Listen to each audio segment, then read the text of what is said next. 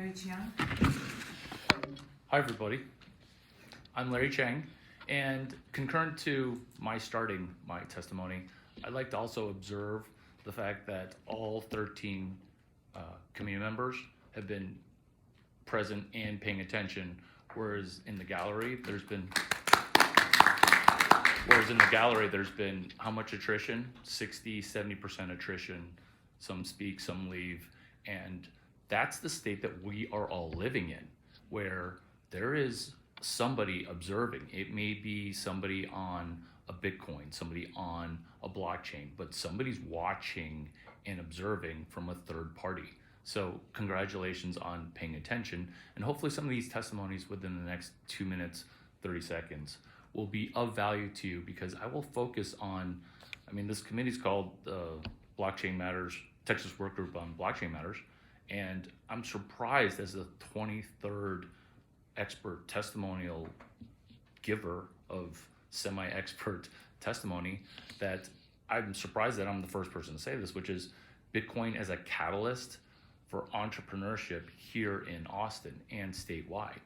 Because Bitcoin, and I'm surprised I'm the first person even talking about this, it's literally a game changer where every aspect of whether we go to school or how we work or monetary fraud is changing. And I'm surprised that, why am I the first person to talk about the fact that kind of everybody needs to learn how to code, and then the countermeasures for code, or the countermeasures to how people use code against us?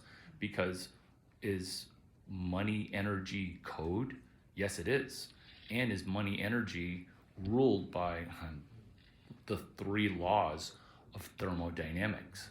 Because we can't argue those universal truths of how the power got here from 50 miles away, how we're going to rule as legislators currently and future legislators, or people who read code as law.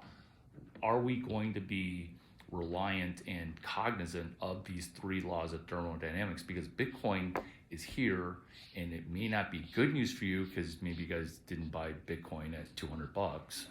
But my foundation for coming here is the fact that I did host Joe Kelly in 2009 as a entrepreneur supporting other entrepreneurs.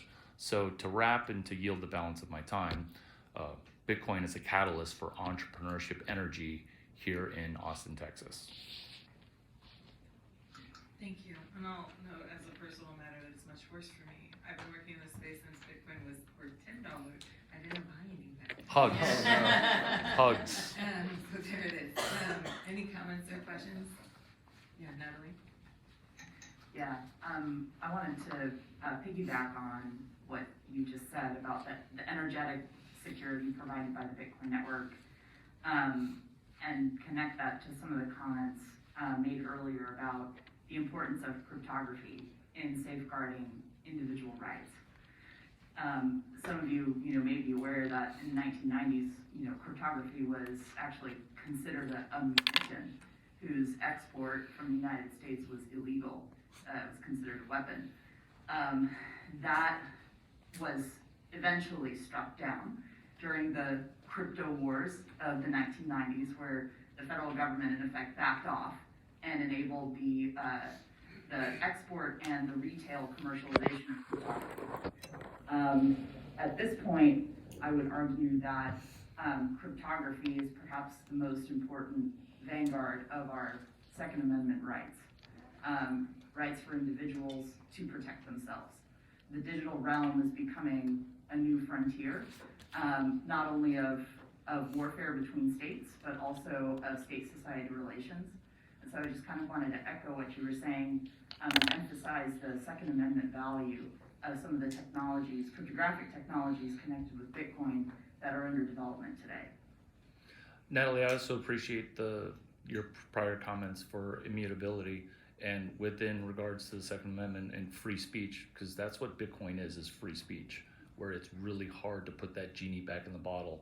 And specifically with some of the things that we talked about earlier with disclosure, usage, consent, and transparency with our private information, I plead, ask, request, question mark, My earlier testimony before the U.S. House of Representatives under three bills, H.R. 627, H.R. 3616, H.R. 5719, which all go towards the governance of a semi-evil oligopoly. This is not employer opinion, this is Larry Chiang opinion of TransUnion, Experian, and Equifax for fair use, consent, transparency to our own private records that were specifically under Congressman Tom Udall and Congressman Tom Campbell, who is now, or Tom Udall is now a senator at Utah, where they hosted me for my expert witness on privacy in the year 2000. So I appreciate the conjoining of both code as law